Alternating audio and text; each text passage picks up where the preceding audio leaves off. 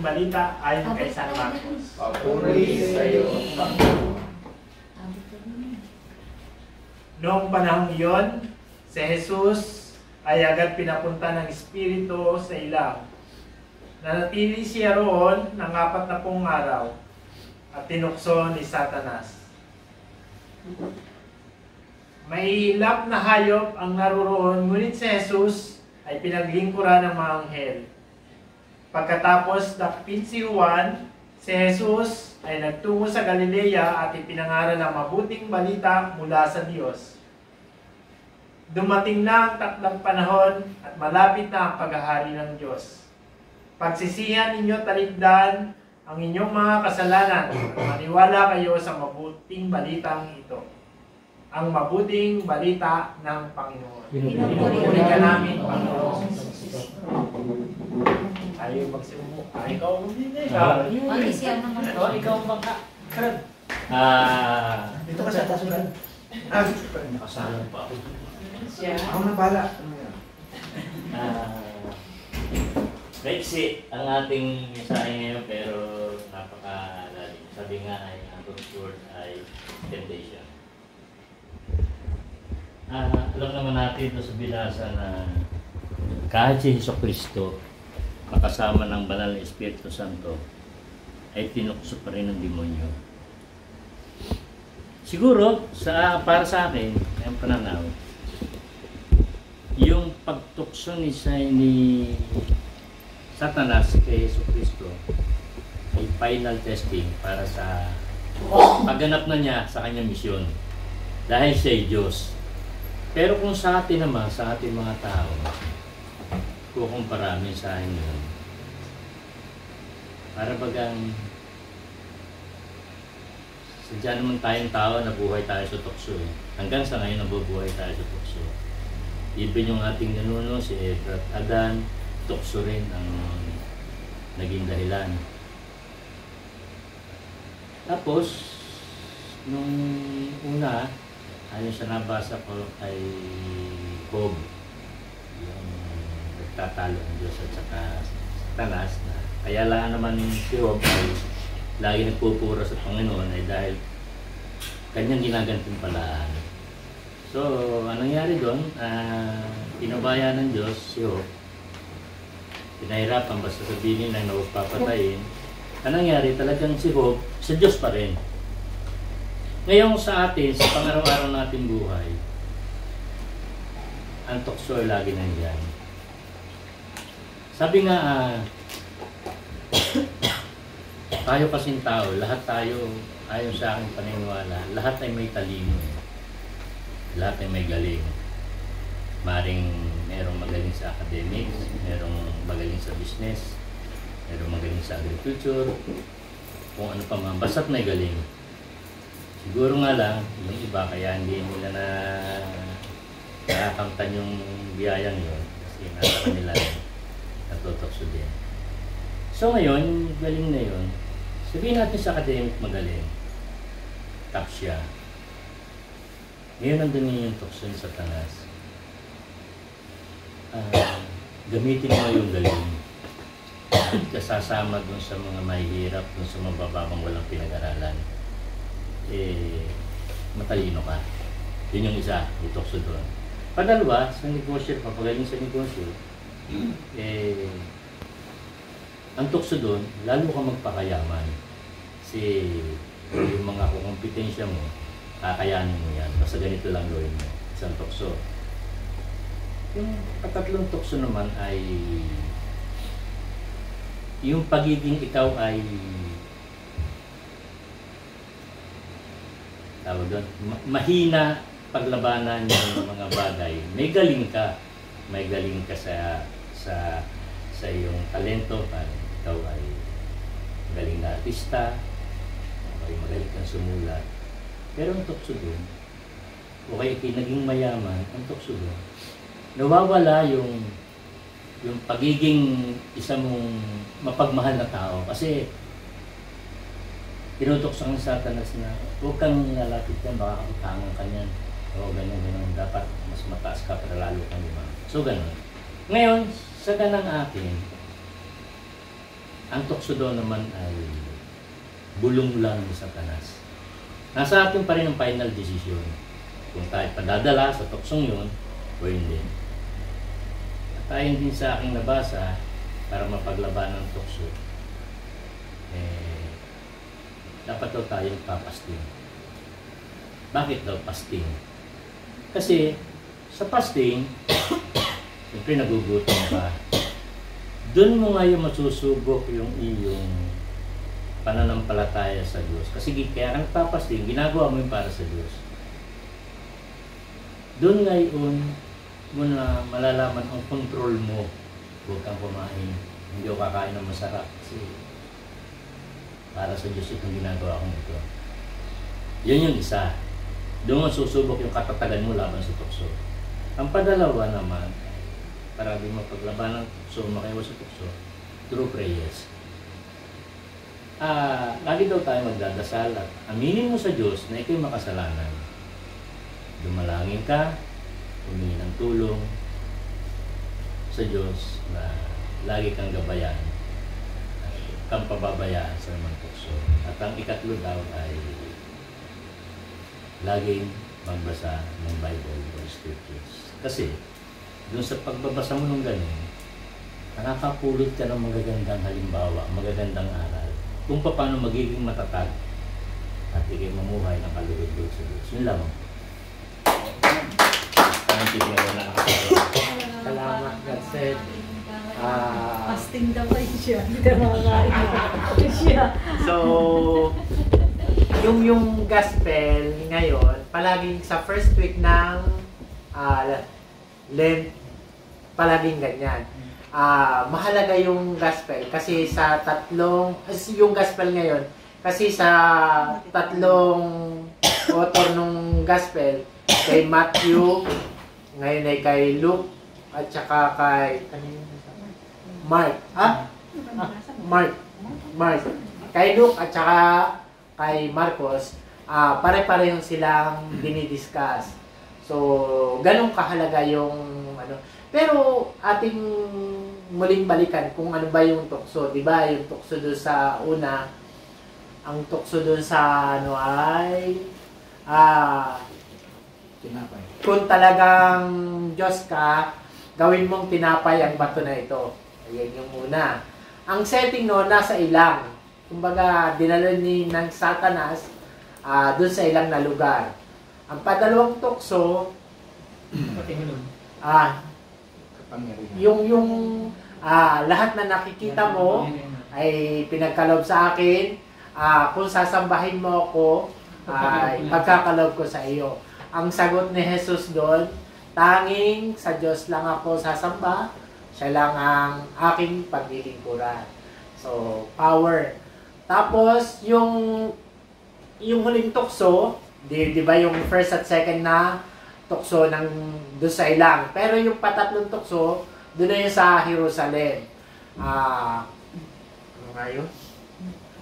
Patihulog. Ayun, yun. Nandun sila sa taas, yung tore nung simbahan, yung pinaka ano doon. Magpatihulog ka ako at sasaloy ka ng iyong mga anghel. Kasi nasusulat, hindi ka pababayaan. Ang sabi ni Jesus, huwag mong subukin ang iyong Panginoon. So, yun yung mga temptation nung siya ay matapos magayunan ng 40 days. Kahit si Moses at saka si Elijah, ganun din ang ginawa. Sila ay nagfasting din ng 40 days. Para-pareho sila ng pinagdaanan. Ang mahalaga doon, kung matindi talaga yung pananampalataya mo, pananalig sa Diyos, hindi ka basta-basta matutukso. Ngunit, alam ng Panginoon natin na tayong mga tao ay hindi katulad ng Diyos na mapaglalabanan ng tukso. Madali tayong magkasala, yun ang alam. Kaya mahal na mahal tayo ng ating Panginoon. Kasi nung mamatay na si Juan Bautista, nagsimula na yung pangangaral niya, yung ministry niya. Doon siya, di ba, pagkatapos nun, nagpunta siya ng Galilea. Doon niya nakuha yung kanyang mga alagad. yung magkapatid na si Juan yata yung Santiago at saka si Juan, at saka yung dalawa. So dun siya nagano. Kung i-relate natin siya dun sa first reading para bukas. Ang first reading bukas, yung pag-uutos ng Diyos kay Noah na gumawa ng bangka dahil lilipulin ng Panginoon ang tao dahil sa kasamaan, sa kasalanan. So dahil mahal na mahal tayo ng Panginoon, ayaw niya na tayo ay mapasama doon sa hindi maliligtas. Kaya ang ginawa ng Panginoon, nangaral siya ng mabuting balita para tayo ay mabigyang gabay, para hindi magkasala. So, ganun tayo kamahal ng Panginoon. Kung makikita natin, walang maniwala, palibasa ng kapanahon ni Noah, makasalanan ng mga tao, walang maniwala na isipin mo, nagagawa si Noah ng barko dun sa ibabaw ng bundok. Sinong mag-aakala na aabutin ng baha iyon? So, ganun ang mga tao na walang pananampalataya, walang pananalig, kahit sila ay binigyan na ng babala ni Noah. So, dahil doon, sinabi rin doon sa na hindi ko na muling gugunawin ng daigdig, sabi ng Panginoon. Kaya doon sa gospel, pinilit ni Jesus na ipangaral ang mabuting balita. Yan din naman talaga ang mensahe ng LED. Kinakailangan ang prayer, fasting, at saka pag-aayuno, panalangin, at saka almsgiving. So, again, tayo ay pumasok na sa season ng Lent. Kinakailangan magandang paalala para sa atin na gumawa tayo ng paraan hanggat makakaya natin na magkaroon din tayo ng matinding panalangin. Kung magagawa natin yung pag-aayuno, ay inaanyayahan tayo na mag-ayuno. At saka yung kung may magagawa tayo sa ating kapwa, gawin natin. So, yun ang malinaw na mensahe. Sa first, yun usually ang gospel sa first week ng Lent. Brothers and sisters, tayo nagtitipon ngayon sa piling natin Panginoon sa ngalan ng Ama ng Anak ng Espiritu Santo. Amen. Ama namin ang pagmahal. Ngayong gabi pong ito ay muli po namin naramdaman po yung presensya sa pamamagitan po ng magandang message ng gospel na binas pa ng orientation. Lord, sa amin pong pagninilay, alaman namin kung saan kami dapat lumagan. Sapagkat pinadadama mo sa amin na talagang andyan ka pa rin sa amin. Binigyan mo kami ng talino, binigyan mo kami ng free will. Tunay napakabuti mo, Panginoon. Kung ano man po ang aming tinatamasa ngayon, ay kiniklaim namin na lahat ito galing sa ito. Pinupuri ka namin, Panginoon, at sinasamba ka namin.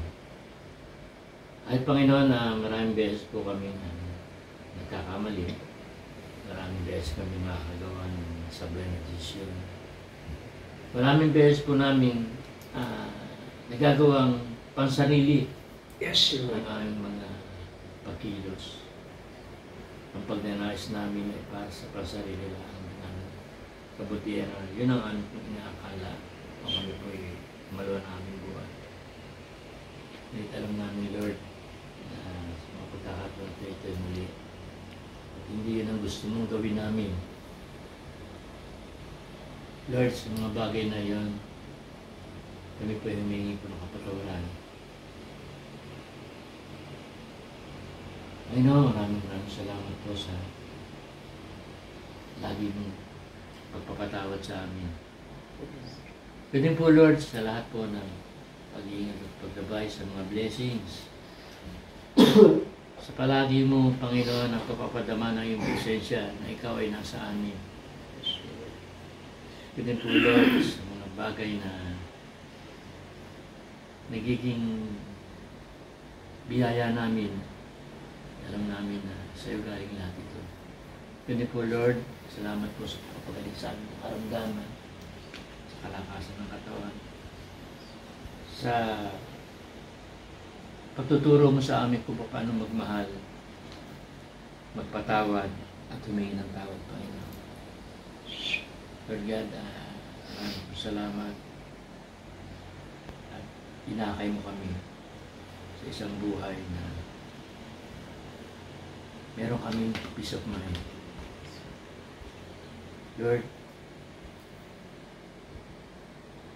tinataas po namin ang aming community na ito. Nawa po, Lord, mula po sa bagong pamunuan, sa pagkakaroon namin ng bagong shepherd, nawa po, Lord, patuloy po niya kaming maakay sa tamang landas. Sapagkat alam namin, Lord, na sa pamamagitan niya, masikip namin maunawaan ang pamumuhay na kaluwag-luwag sa Panginoon. Lumapit, patuloy niyo pong paigtingin ang aming household na ito patungo sa baba kung saan po aming hinahawakang household. Amen. Naway maging mabuti po kaming ehemplo, lalo na po sa mga relasyon namin ng mag-asawahan. Amen. Naway makita ka sa amin ang buhay na siya matuwasay at nagmamahalan. Kundi po, Lord, dinataas din po namin kalusugan ng aming mga anak. Na po, ay mga magulang, din po aming mahal sa buhay. Hindi po, tinataas din po namin mga taong nagagalit sa amin. Yes, Lord. Mga taong nag-aalipusta sa amin.